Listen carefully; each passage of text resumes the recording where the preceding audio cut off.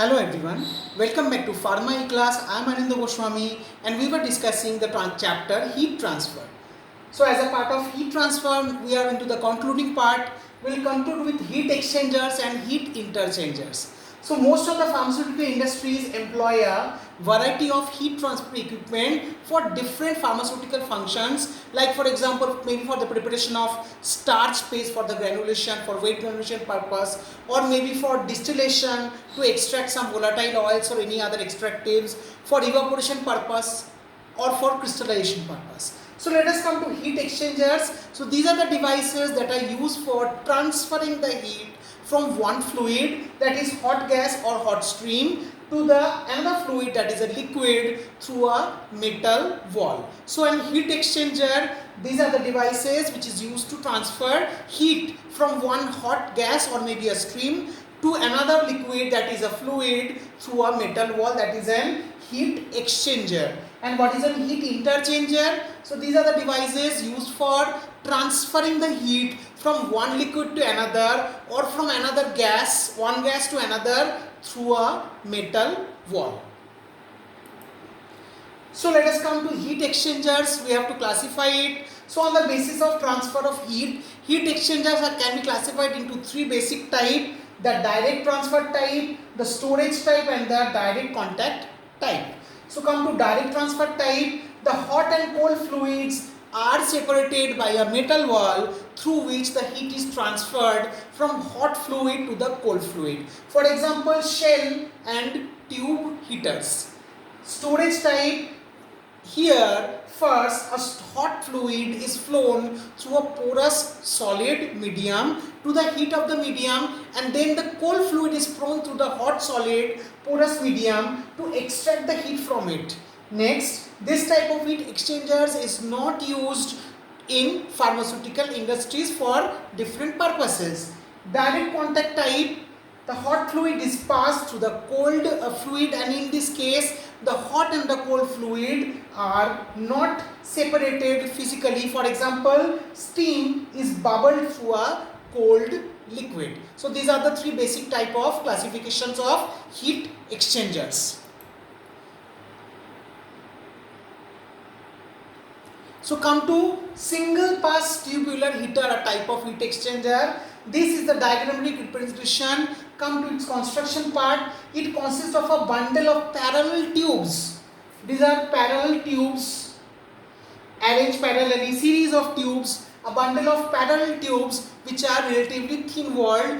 The ends of these tubes are fitted to two tube sheets, B1 and B2. So these are the tube sheets, B2. This is B2 and this is this particular this is B1. So B2. So they are the fitted to the two tube sheets. The bundles of the parallel tubes are enclosed in a cylindrical shell or casing, that is C, which is made up of cast iron, and to which the tube sheets B1 and B2 are fitted.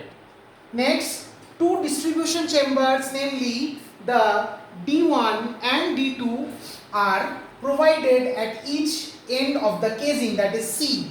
The cold fluid inlet, which is which is designated with H, is fitted with the distribution chamber D2, and the hot fluid outlet I is fitted with the distribution chamber D1.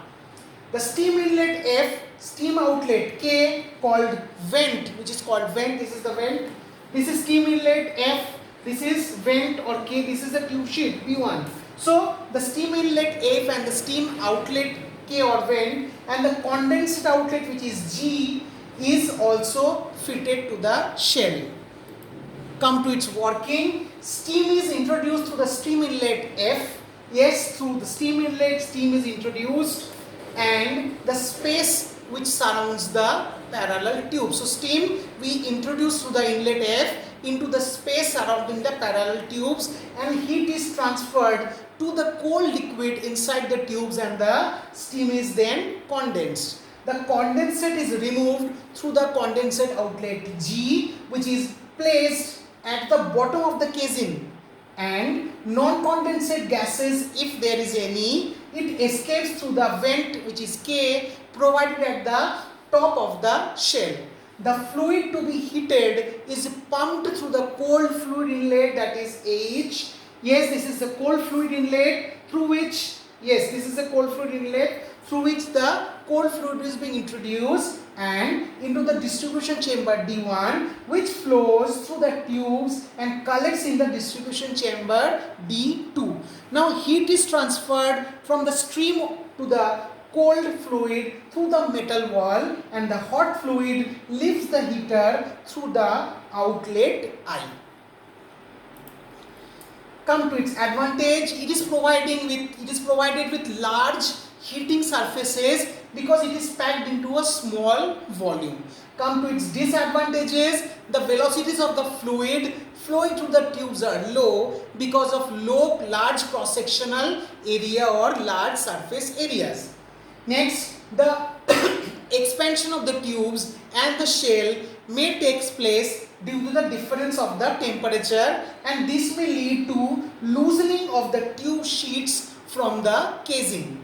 Next, initial cost and initiation cost and the maintenance cost is quite higher. So this is about the advantage disadvantage of this particular heat exchanger.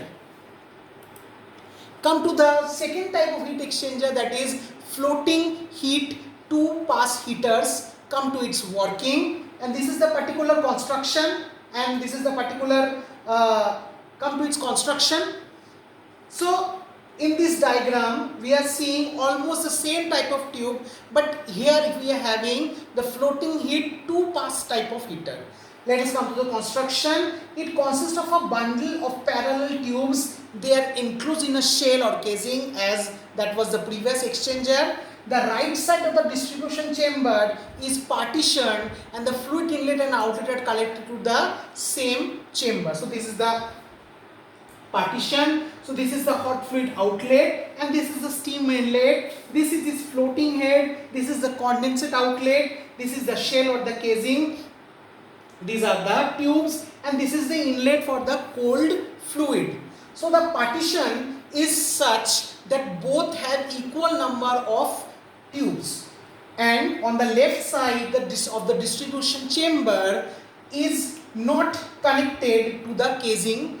It is structurally independent, hence as shown as a floating head. So in this type of heat exchangers, mostly we can find that the different types of heat exchanger process is being. So the partition is such that both have equal number of tubes, and on the left hand side of the distribution chamber, the distribution chamber is not connected to the casing and hence it is structurally independent and hence it is called as a floating head.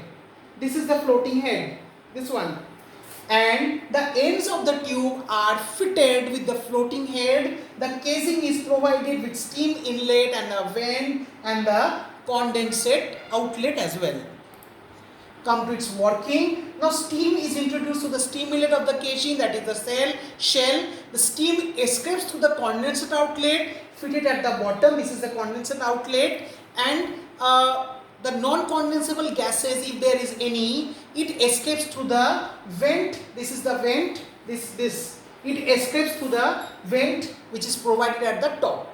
Now the cold fluid is introduced through the cold fluid inlet into the right hand and distribution chamber. The fluid flows through different few heats and through those tubes. Now the condensate tubes which is present in the lower part of the distribution chamber, that is also another key point of this particular heater. The fluid which reaches the floating head, this is the floating head. When the fluid reaches the floating head, it changes its direction and flows through the upper tubes again to the right-handed distribution chamber.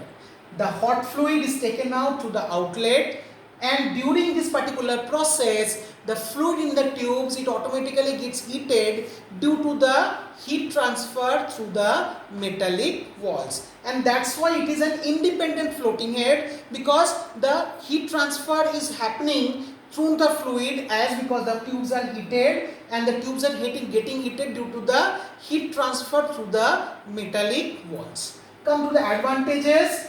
due to the difference in the temperature, the tubes and the shells may expand and the joints may get loose. Since floating head part is independent of the shell or the casing part, so the problem of loosening is prevented by this type of heater, which was not present in the previous types of heaters.